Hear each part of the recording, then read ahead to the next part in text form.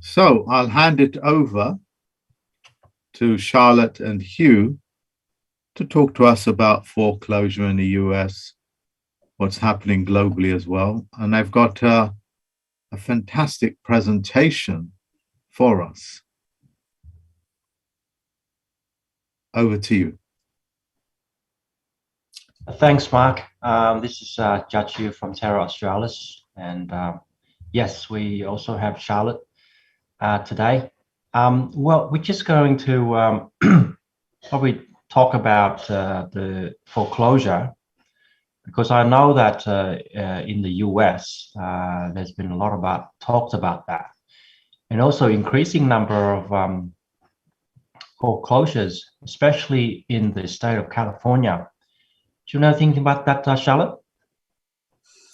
Oh, well, we only have heard from what Judge Lands has been able to portray to us, and yeah, foreclosures are seemingly increasing all over the place there, and for some people it's really scary because like they're going to take their houses away, which is really not what you want. But I'm curious to see if people even know the process and if they know what it actually means.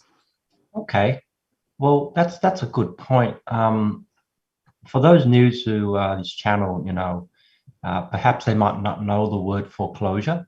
So perhaps today, well, we're just going to do a bit of a introduction to that and also the process involved. So let's start off with the word foreclosure. So Charlotte, I think you have a presentation that you would like to share that will go Yes. through that process. And So I'll just ask leading questions as we go through this, while Yep. you go through the presentation. So I'll just need let's to share your screen. Yeah.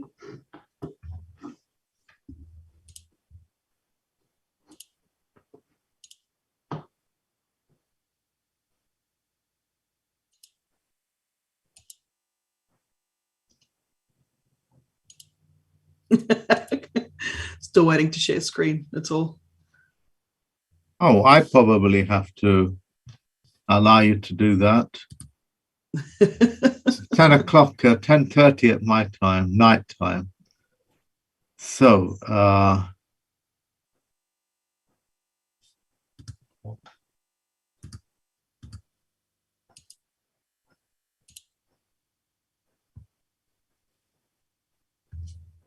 I'm going to make you the host, and that should be able to allow you to do that. All right, fantastic. Oh, wow.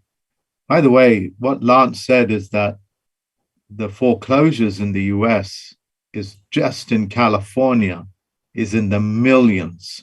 Yeah. In the millions. It was mind-boggling, that statement, when he made it. It's certainly a concern. How do I do this presentation again? Like, I can't remember. Slideshow. So there we go. Yeah, that's the one. Perfect. All right.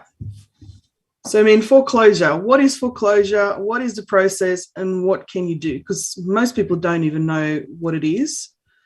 So, when I did a Google search, just to make it simple, the Google search basically said that foreclosure, technically speaking, is the lender that goes through the legal process of removing the borrower from the property title and putting themselves on the title before selling. So that is the basic thing that they do, and it's just a basic explanation. Just by doing that alone, like, people will not be able to, in their mind, they wouldn't be able to do anything about that process. So how does foreclosure happen? So how does it happen? Yeah, in the beginning, when people don't make their repayments because they can't, for some unknown, reason to anybody else, they can't make their repayments. So if you don't make your repayments in 3 months, the bank will send you a demand letter to demand you to make the payments that you've missed. And they will give you 30 days to comply to that demand letter. So once that has completed and there's you haven't sent them payment and you haven't done anything to, comply to their terms, the bank will then send you a notice of default after the 4th month of missed payment. Then there's a trustee sale where the bank and lender will use 2 different processes depending on the state in the USA. So the first one is a non-judicial foreclosure where the bank will go in and they will file paperwork with the court to start the process. So the court will just give them, the means to do that. And it's a very quick process according to the sources that I found. The judicial foreclosure is the other method that they use in different states again. So depending on where you live. And this needs court approval every step of the way. So whenever a step is taken, the court needs to approve it and then it gets actioned. Okay, Charlotte, before you go on to the next slide, just come back the other slide. Just come back to the other slide, previous slide. Now, to help the audience, the word, let's break up the word foreclosure. There's actually 2 words I can see there. Yes. The word for and closure. Okay. Now, when you look up the word for, as in the part of the word before, it's actually, well, according to my understanding, it means front. Yes. Front. So front closure. So it's like leading up to closure, which is taking away the land. So the process that you've just outlined there looks like a preparatory work for them to close the deal. In other words, right. Would that how you would read as well? Yeah, that is, because I did look up the word foreclosure, like broken up, because it is for and closure. So foreclosure, it's forward closing. So the process before they take it away. And it's also psychological, isn't it? It's all these preparatory work, notice of default, kind of getting the borrower or the ones in the land to kind of prepare for what's to come. Is how I see it as well. So anyway, continue on. Well, I mean, the thing is, so if we look at that as well, so you've got other things like your demand letter, I demand you to give me the money that you owe me. And the thing is, a bank is in most people's mind, the bank is such a powerful entity that they can just take away whatever they want. So if the bank sends you a demand letter, people get really scared. And notice of default, like, oh my gosh, I'm in default. Like people don't like those words and it does play on them so much. Yeah. So it's definitely psychological, that's for sure. And I mean, the other thing is also when you go into all the different processes, the court ordered this, so it must be real. The court said that we should do that, so it must be real. So if the court said that and the bank said that, oh my goodness, we're in trouble. So it is very psychological.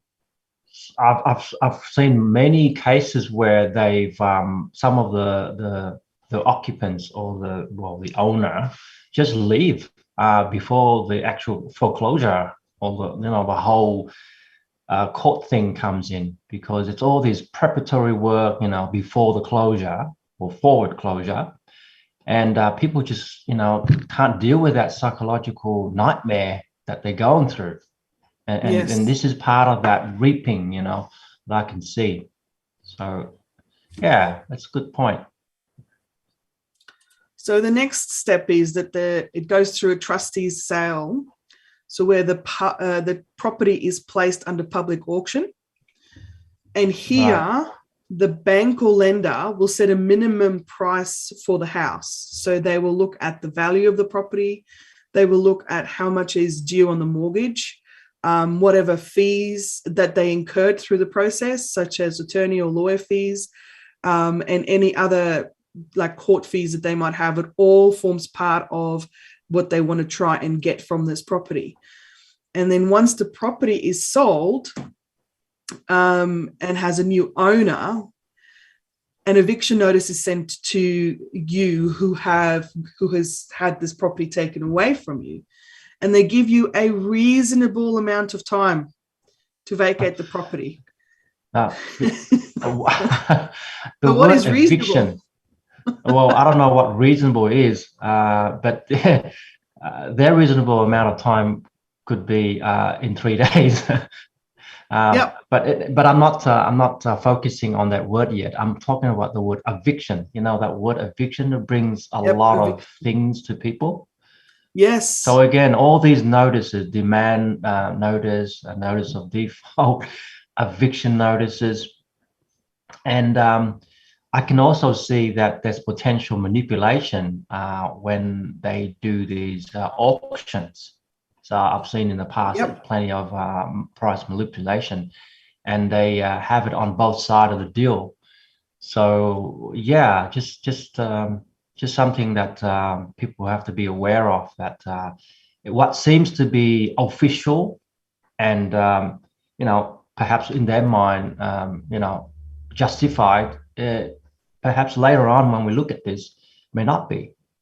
So anyway, continue on. That's correct. The other thing that worth noting about this is that many people would love to go to the movies and watch TV shows, and there's a lot of shows and movies that actually show people being evicted out of properties, whether they're renting or own the property, and the horror that goes in on that they show. Like, it's a total programming that they've done through those kind of means as well, so that when you get an eviction notice, it's again, they go back to those memories of, oh my goodness, that's what it looks like. So yeah, there is no way out, or there's no other way, and they have this incredible force that you cannot go against. That's the feeling that people get when they hear the word eviction. Yeah, very true. And well, it takes it on to where the next step is, where if the property has not been vacated and you haven't left your property, then a sheriff or law enforcement will come and take you away. And like, that also is a really traumatic thing for people to think about. What if they come and take me away? What if they arrest me? What if they take all my stuff? Because they remove and impound all your belongings as well. So there's so much of this that is already preconditioned in people's psyche, that this is what happens. Yes. I would like to point out something to people. When you look at their paperwork,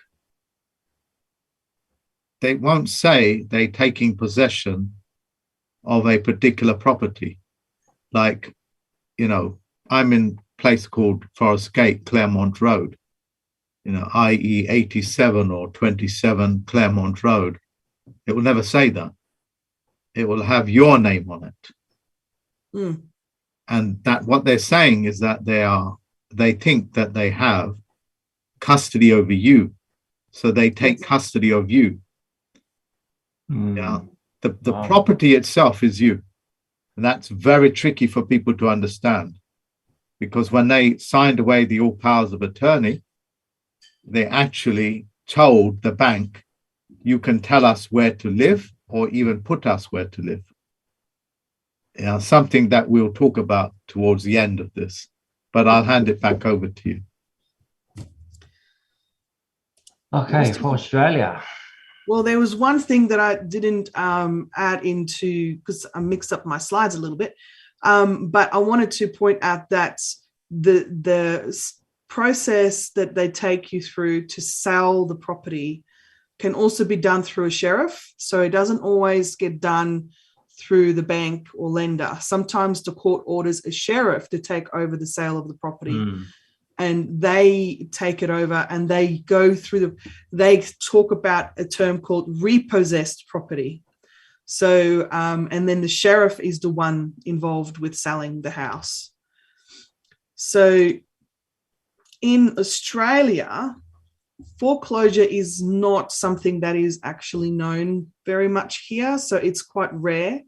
But what happens in Australia is they use a term called mortgage in possession. Yeah.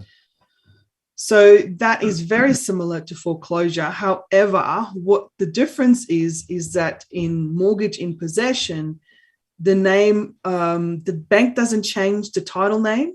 It stays in the name, in your name, if it's your property, and then they sell it. So it's the same process. It's the same thing. You know, they go to court, they do letters of demand. All of that is the same as foreclosure, except they don't change the name on the title. But the thing that is really, really necessary to point out with both of these circumstances is that the sale does not, if the sale does not cover all costs, you are still liable for the outstanding amount and you still have a mortgage. Isn't that horrible? It's Here terrible. you are, all right. Let me just back up that for a moment. This is vile. Here you are, right, with this property that you know, with your name on it, and that you've mortgaged away or signed it off away, and now they're trying to sell it and liquidate that, you know, for whatever it is. That's subject to manipulation. Yes. And then any shortfall, you have to cough more blood and equity to fund that shortfall. That's just vile. That's just so vile. I mean, that's the lowest of the low. Yep. There's no words and comments that I can add to that. You know, I mean, you can't even walk away from this theft. Yep. You know. So. Wow. For me, what that means, and it's in your face, is that it's you that's got the mortgage. It's you that with the debt pledge. Yes. Because they reversed the roles. The property itself has got nothing to do with it. So even if you're not in there, you're still in a mortgage. Huh. Wow, that's going to be a lot. But a lot of people are going to have a hard time wrapping around that one, Mark. Yeah, well, we'll they have say, to well, I thought it unravel was it the for them. mortgage. I thought it was the property. I thought it was all about my land and house. But yet you're saying, no, it's you. It's your, because your land, isn't it? You know, the vessel, you know, from dust you were created, and to dust you are. They've switched that around and put a wool over people's eyes through that, in the guise of, you know, getting a house and mortgage and all that kind of thing. But it's really the person, the natural living man and woman who is mortgaged away. Wow. Correct. Yep. And I mean, it's not, it's a pretty serious matter. Like, they can do anything. At this point, they can do anything to you still because your name is still under a mortgage. Even if it's illegal? Even if it's illegal, apparently. It's terrible.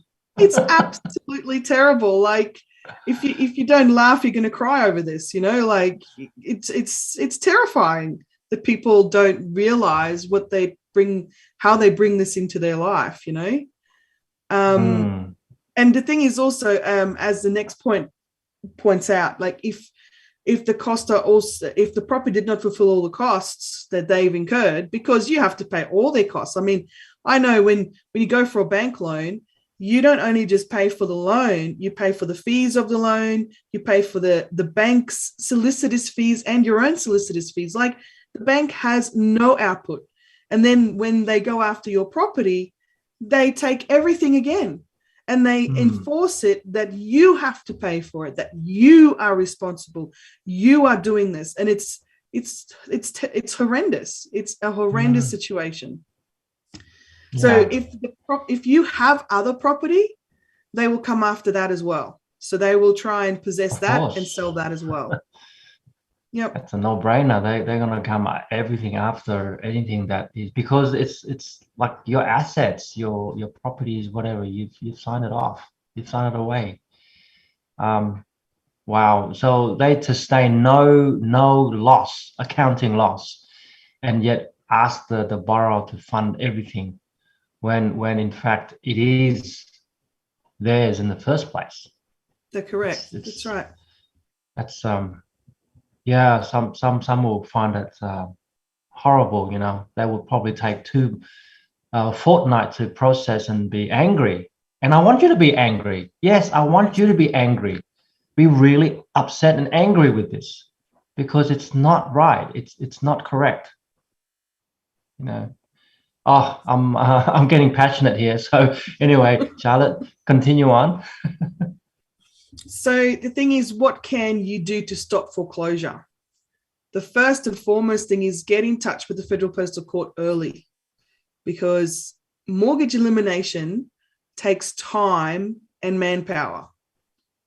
So it does take time to go through the paperwork, get all the ducks in the row, make sure that everything is in place before anything can happen. And that takes time. Like, it's not something that can happen in a day or even in a week.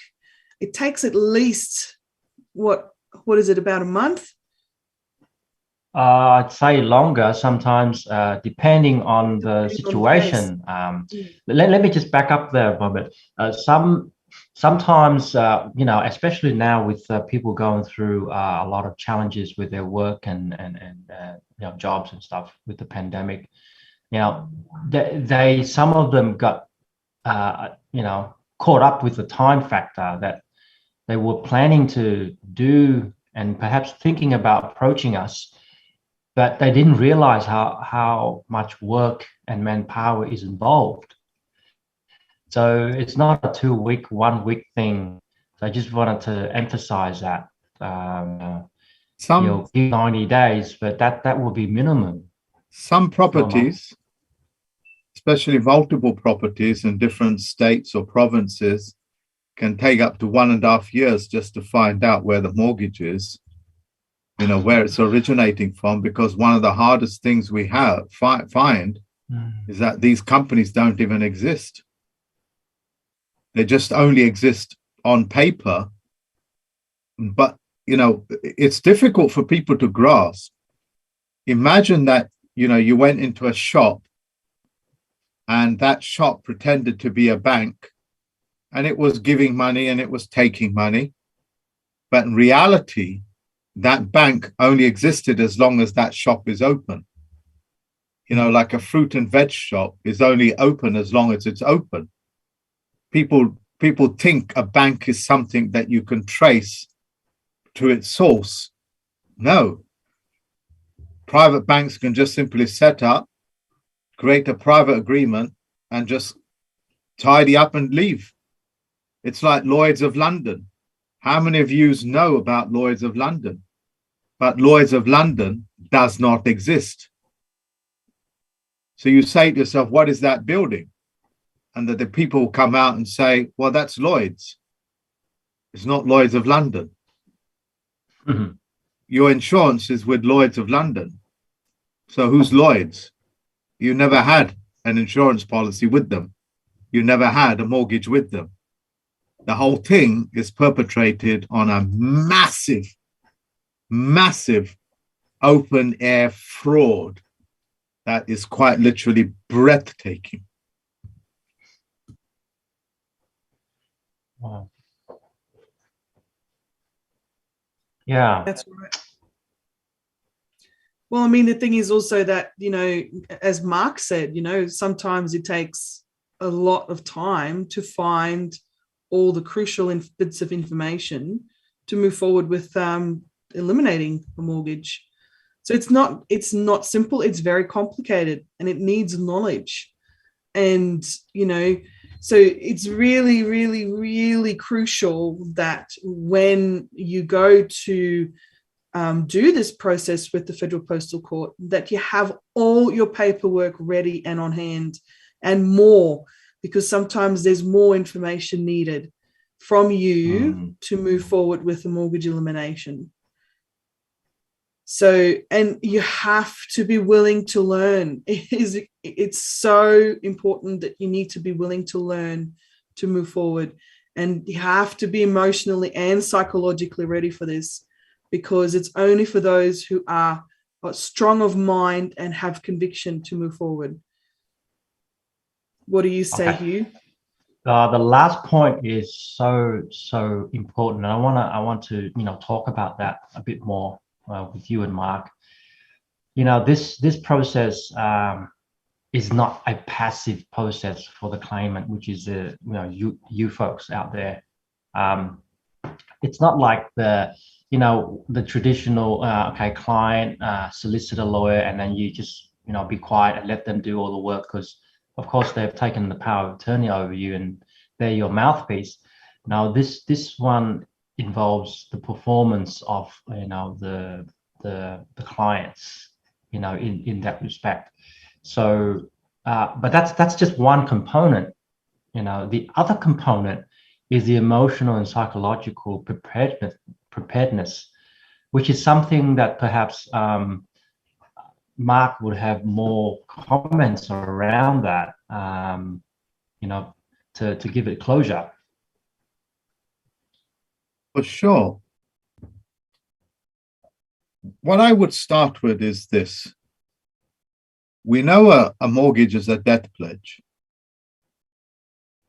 And no sensible man or a woman would ever voluntarily sign a debt pledge, a pledge to the debt, and also put their children into that pledge, their grandchildren, their DNA, how the children will be educated, what happens to the parents or the children if they get into an accident, whether the organs can be harvested by the lawyer or not, because it's the lawyers that decide whether you should be vaccinated, or if the plug should be pulled on your life support and your organs be removed while you're still alive to cover their losses, because they bet on you, they're insured against you as well. So if you die, they get paid. And if it's more profitable for them to get paid by you dying, it means you don't leave the hospital. That's all in the power of attorney. So what is it that I'm saying? How does a sensible man or woman out there in this ether land, YouTube land, how do they sign a document of that tragic events? How do you get somebody to sign away their entire life and put them into perpetual servitude and as a slave? How do you do that? Well, it's very simple. And this may be very hard for people to understand or appreciate, but that's what it is.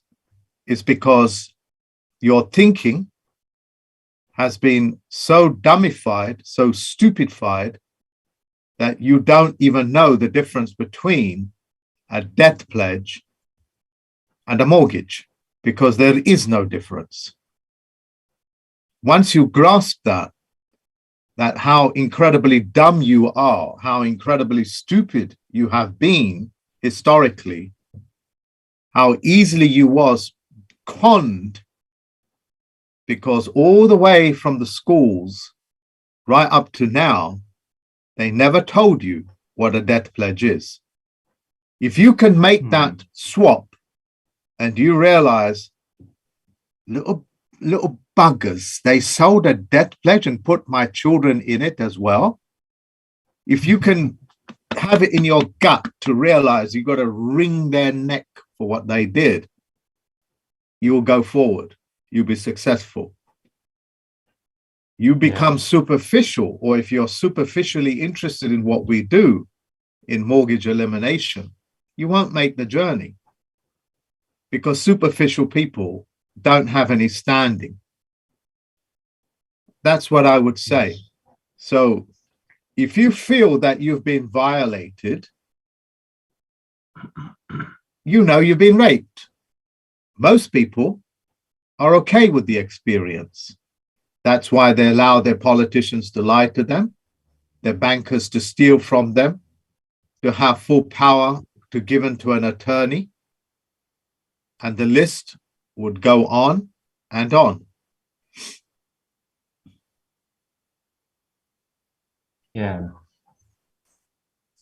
Strong mind and conviction is the key word, folks. I'm passionate about a lot of things, and especially those that are harmed, and wanting to do something about it. I mean, there are some that are harmed and they might know it, but they just don't want to do anything. You know, I call them passive compliant sheep, or whatever you want to call it.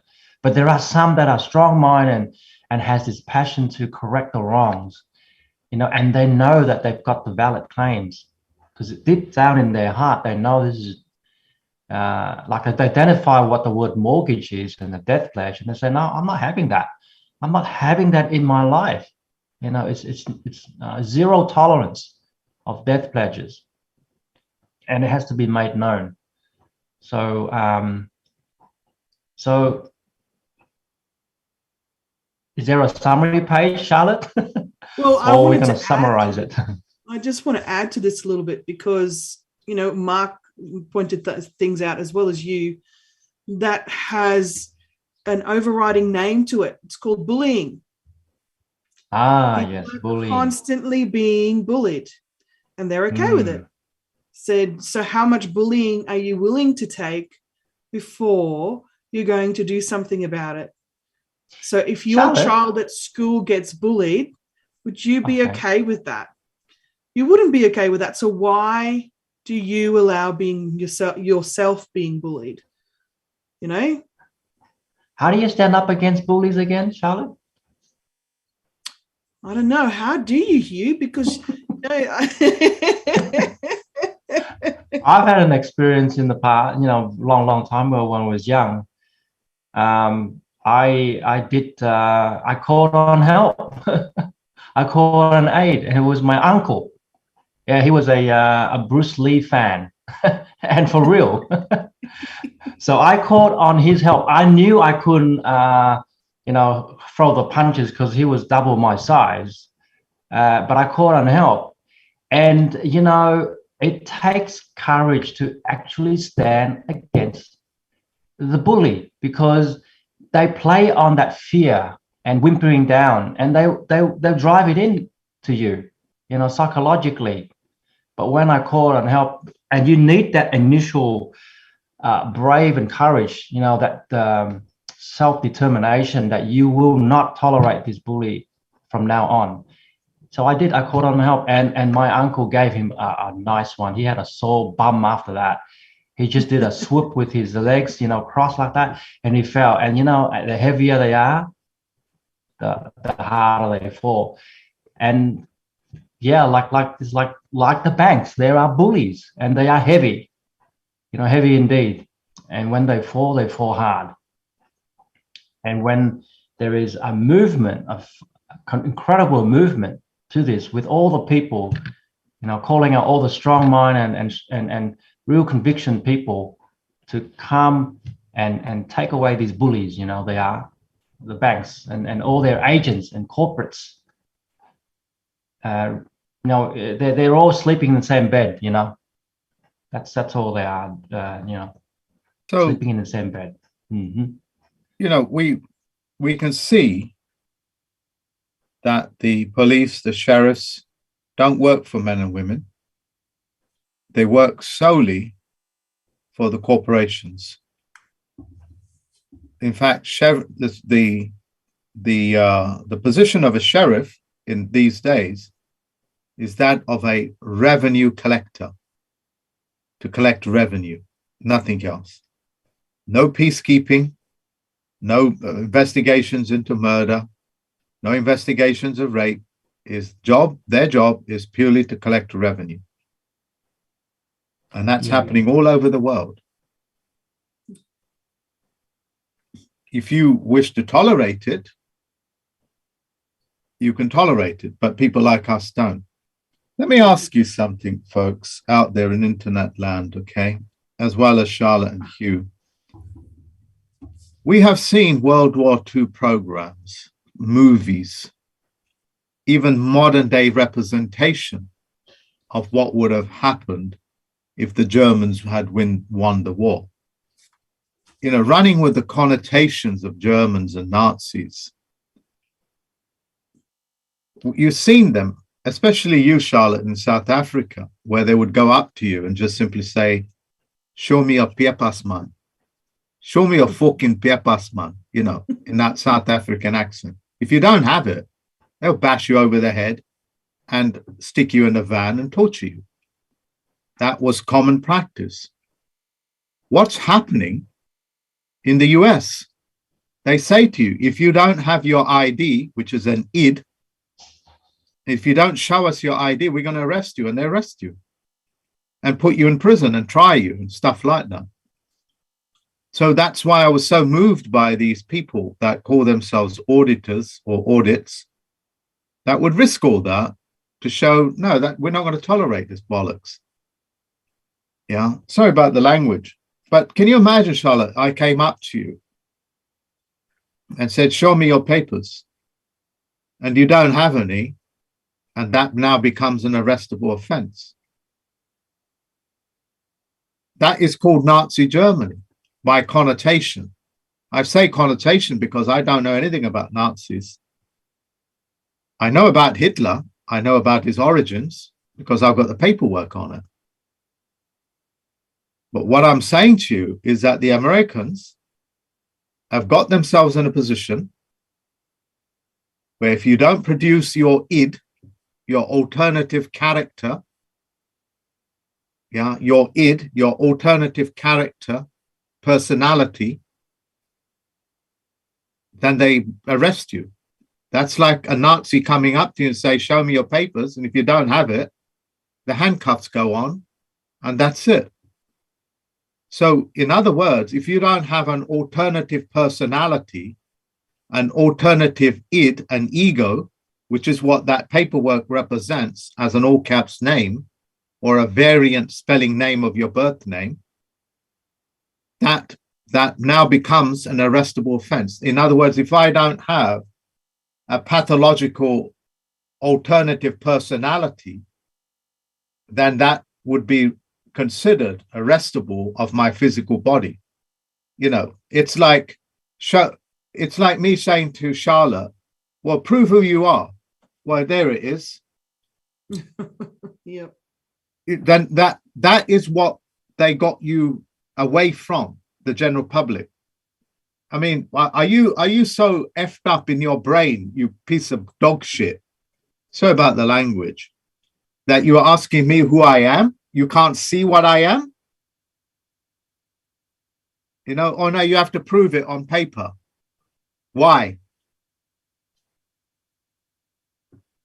You get what I'm saying, yeah?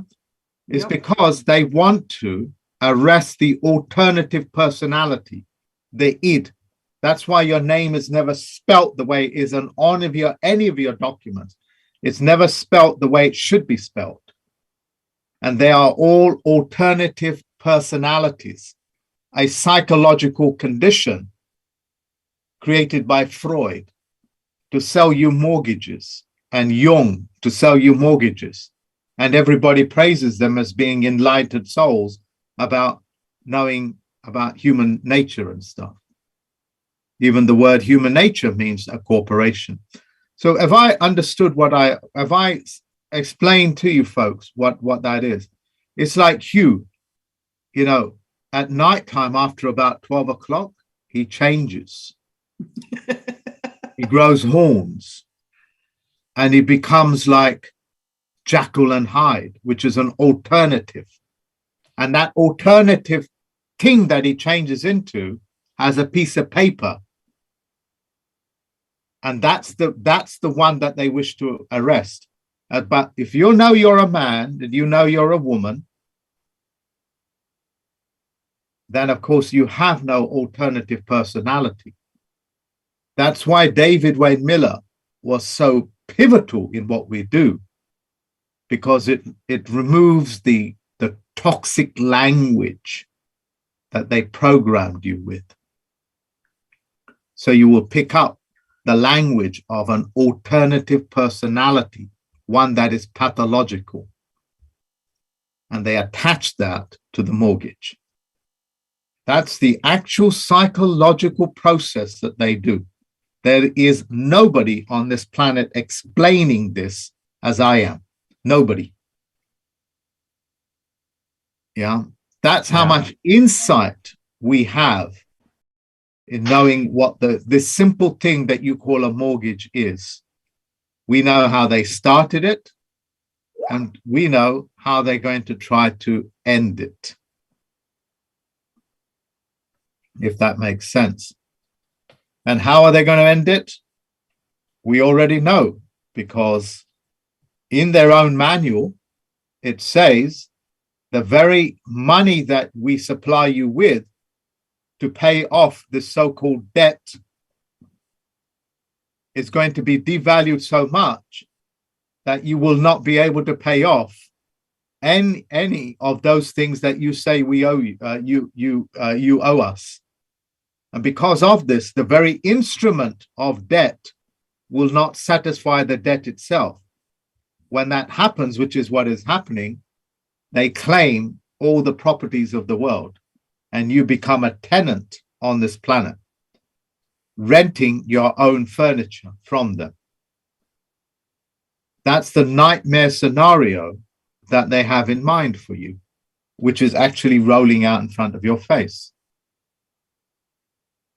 You see, the mortgages is what's keeping up this fictional world of debt pledges. And that's why the Federal Postal Court, me, and everybody else can only deal with men and women and not alternative personalities. I hope I have made it very clear what the mortgage process is psychologically, spiritually, and financially. And everything I've said can be proven by going to my website. Another, simple word that people keep reeling out is like truth and trust. It's sold in trust. Well, what bloody trust? It takes a minimum of 2 to create a trust. Minimum of 2. How did you get yourself into that trust position? How did you get into it? You got into it unknowingly, and that voids contract. Anything that's fraudulent voids contract, because a contract, when you make a contract, it must be open. You know those 3 wise monkeys: see no evil, do no evil, think no evil. And that's what these people are doing. They've perpetrated great evil on you, and that voids contract. Yeah. So,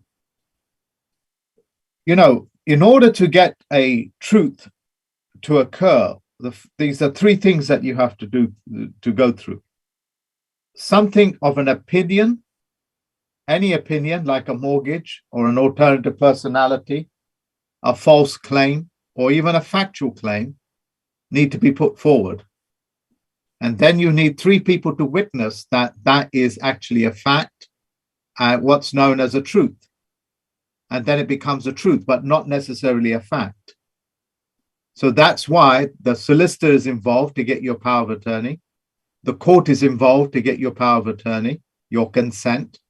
And the sheriff is in place by election because the state elected the sheriff.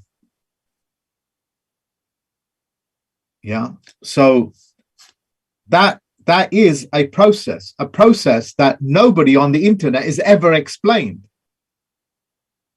Why is that? It's because that is how much dumbed down you are. So let me explain to you, if you have not understood it, again, how a trust is formed.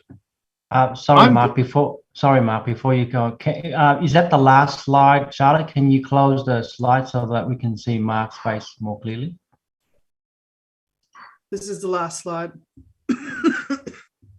Okay, look, just take me out of this, and I think Hugh wants to have, screen dominance. No, because on the slide, your face will be small. I just wanted to if that's the last slide, we can close it Okay. so that we. Yeah. Sorry for the interruption. So is that the last slide, Charlotte? Yep. So I mean, this is pretty much what Mark's talking about here. So what is a Okay. mortgage? A death pledge. What did you sign Okay. over? What did you sign over? Power of attorney. What does it mean to sign over your power of attorney? You give away power of attorney over your life, the life of your children, your name, and all your possessions. It's really, really crucial to grasp that and take that in. You sign over your life, the life of your children, your name in all forms of corporation, and all your possessions.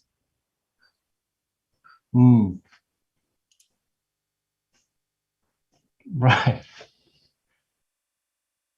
Right. So that was what Mark was talking about, and he made a point. I think the point he was going to make before I interjected was that the power of attorney is the one that is the one that's allowing them to do all these horrible things to you.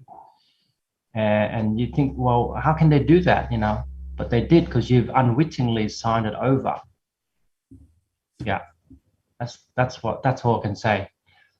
Okay, Mark, you were on that train of thought. I just wanted to close the slide so that I'll see our faces better. You're on mute. I'm trying to explain to the people, and you notice these days I get a little bit frustrated because I don't believe I'm getting the message across. So I'll see if I'll calm myself down and explain it this way. We know the hideous nature of the power of attorney. Okay, and people can go through my website and pretty much figure out you can squash a power of attorney. Without that squashing of the power of attorney, they have all powerful control over you. And you got to know that violation. And because people are so passive and people don't want to do anything about it, those people I don't speak to them. We don't want you. Just go away. But it's those men and women that I'm only talking to, not ids, not the followers of Snoopy Dobby Dog, or these singers and movie stars, boy, girl, boys. No, it's just, this is for men and women. I want to say that outright. Although I've shared this information before, I'm going to share it again. What is trust? Trust is not a fact, period. So in order for the courts, the sheriffs, the banks to try to get the mortgage into trust, what they will do is they will convince you that you did sign up for a debt pledge by bombarding you with paperwork. Once they got that belief, you now respond or mitigate to that paperwork. Once you mitigate it, they now have two pieces of evidence. You've agreed that you have a debt pledge. It just only takes three now.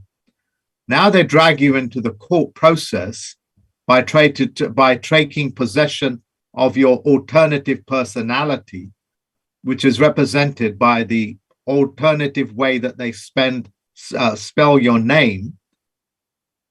They now try to take that into court and get you to accept that name, that alternative id, pathological name. Yeah, Jekyll and Hyde as in hiding, yeah, is actually you. And once they've established that, they now have a truth, because a truth and a trust is three things, and you're struck out. It's all part of the trust law, as it were, in the world of fiction. And that's the process they got people into. And you notice that the sheriffs, like in England and stuff, they're not elected, they're not voted in, they're not even elected in by the people. Somebody else elects them in. And they're called electorials. You have no electoral powers. That's why they call you a voter. So all the instruments of power are taken away from you by not even allowing you to distinguish between what is an elector and a voter. They're two different instruments. An elector has power. A voter only has a fragment of the power.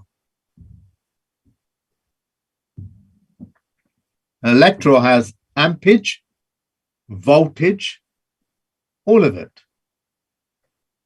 A voter only has voltage. Somebody else has got the ampage. In other words, you're just all spark. As comically as I'm, as low I'm voltage. As comical. Low voltage just spits. Yeah, it's just sparks. That's all that is. So, have I conveyed to the general public that what you think is a fact and a truth are two different things because they're two different names? And a truth is created by getting you to believe that you are in a trust position and you didn't even know it. Yeah. One of the biggest cons of them all is the Father, Son, and the Holy Ghost, which is a trust position. Getting you to sign up to that. It's all part of the hypnosis. The Buddhists play this. The Muslims play this.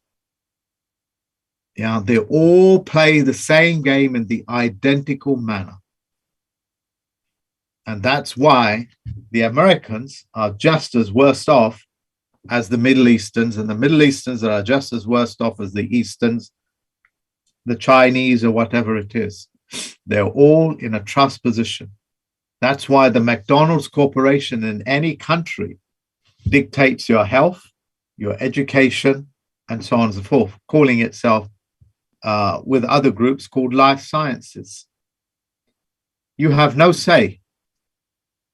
And that's why mortgages are so important to me. Because if I deal with hundreds and thousands of mortgages and squash them, I've just created a tidal wave.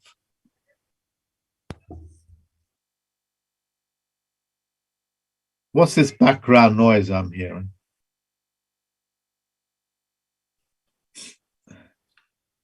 So, from me. We understand each other, yeah? If So you're saying there's a parallel world. Sorry, Mark, there's a parallel world. Is that what you're saying? There's a parallel world? The top and the bottom? No, what I'm saying is that people got to realize what the ramifications of a death pledge is. How can a man or a woman with faith, calling themselves Christians, Buddhist, or whatever it is, have a death pledge? It's a contradiction. Yes, that's true. It's an instrument of death. A mortgage is an instrument of death. So all of you Jews, all of you Christians and Buddhists and Hoodists and whoever you call yourself, you're walking around with death instruments of death. And that makes you a man or a woman that is so superficial that your own faith means nothing to you. So there's a curse on the death pledge then? Yeah, it is a cursive instrument. It's an instrument of curse. Now, I've taken it way into the psychological realm because that's where I find most of the battle is actually taking place. Charlotte and you have made a brilliant presentation of the bureaucratic mechanism, but to understand it working in the psychological background, that's breathtaking. Yeah. Just think about it. How would I get Charlotte, an intelligent woman, to put her children into a death instrument which I'm going to conduct? How would I do that? That's just plain fact of it. How am I going to do that? And I've been successful doing it. I'm playing the bad guy, of course. Think about it, folks, you out there in internet land. Even though I'm dressed informally, what I'm saying to you should touch your hearts and minds. I have no mistake. I'm going to collapse this mortgage market on a global scale. And these bankers and these sheriffs that have perpetrated such crimes, well, they carry the death penalty. Practicing necromancy, death pledges? No, not in this world. This is the corona world. This is the corona period. They got to know that.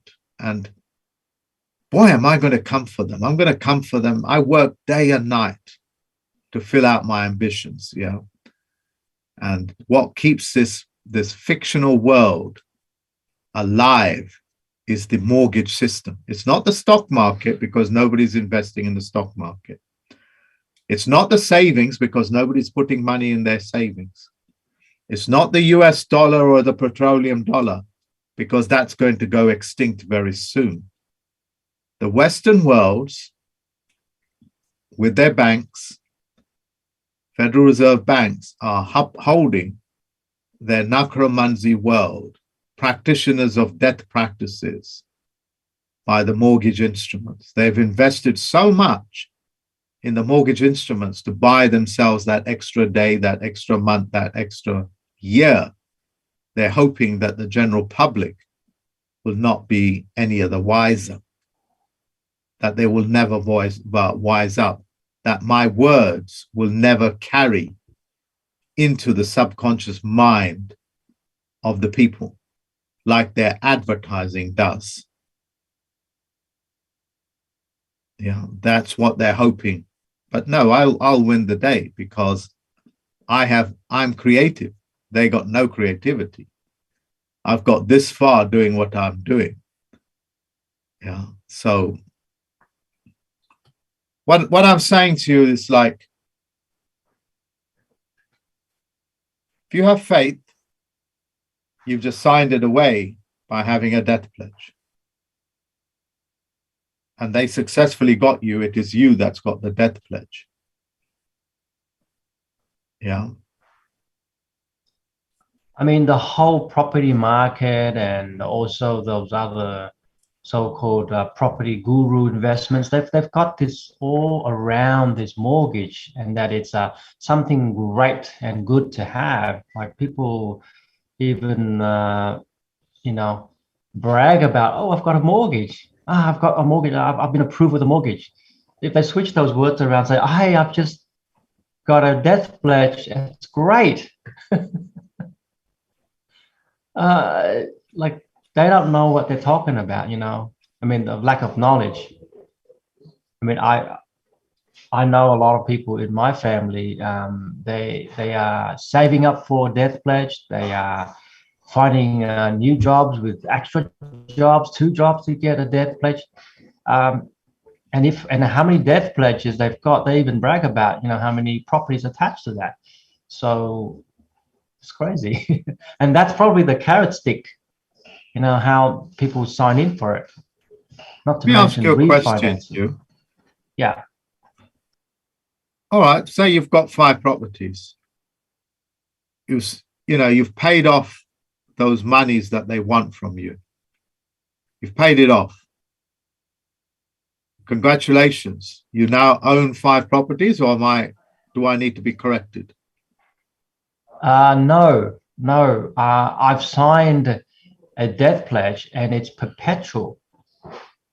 So those properties that I have paid off, in my belief, which is verified on the statement, which is a simulation, I'm still tenants on those properties that I have my strawman name onto it.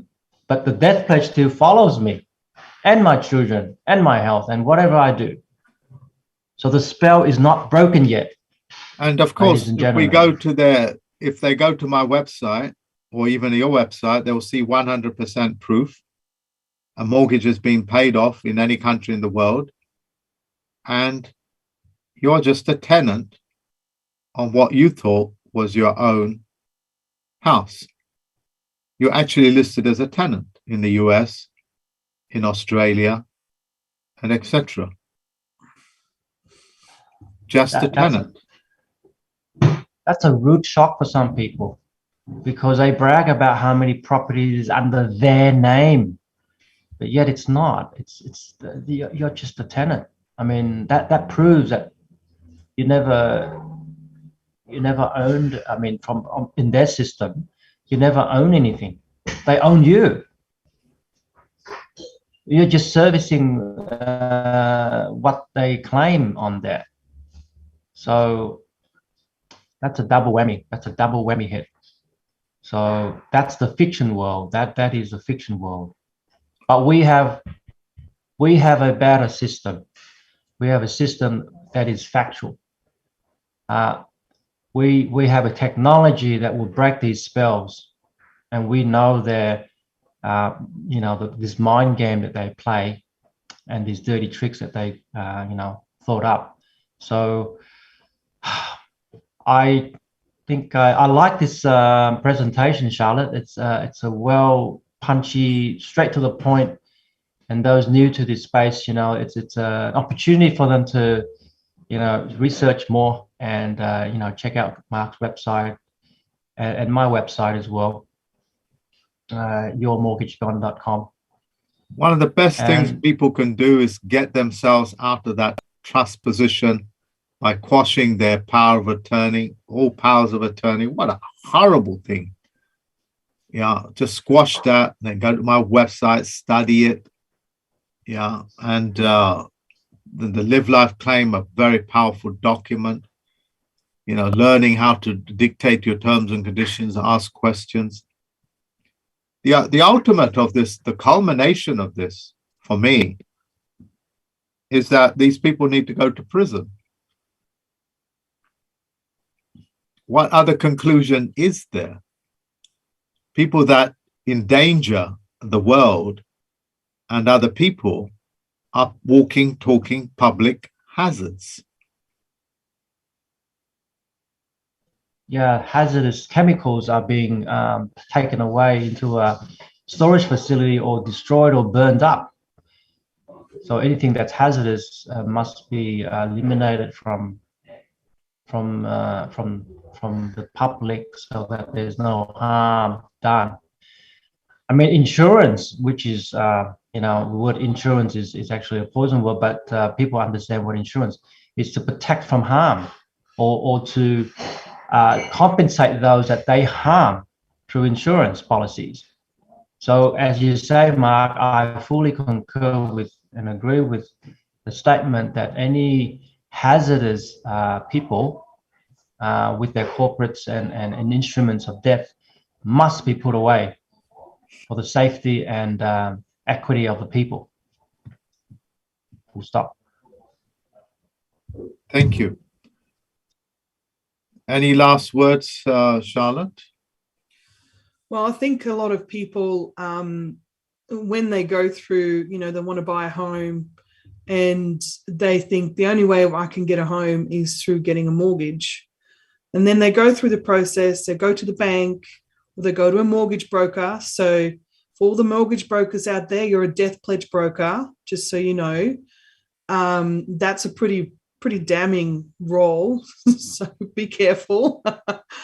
They go in and the bank wants all this paperwork, and they throw paperwork at you from the beginning. And, there's always this time that people have to get this process done. So they do it quickly so that they don't give you time to look at all the fine print, to look at all of their documentation. But then again, even their documentation is all legalese and babble and really spellbinding words. So then it traps you. So you need to read everything you get. And if you are 100% sure that's what you want to do, then go ahead and do it. But know the consequences are you are signing a death pledge. You are signing over your power of attorney. That's a big thing, and you can't get out of it unless you decide I'm taking control of my life. And I 100% concur. Live life claim is the first step to doing that. You're taking authority and you're saying, I am a living man or woman. It's really crucial to do that. But be careful what you wish for. If you wish to have that home and you possibly can't even afford it down the road, yeah, it's going to be a heartache for you. It's going to be really tough.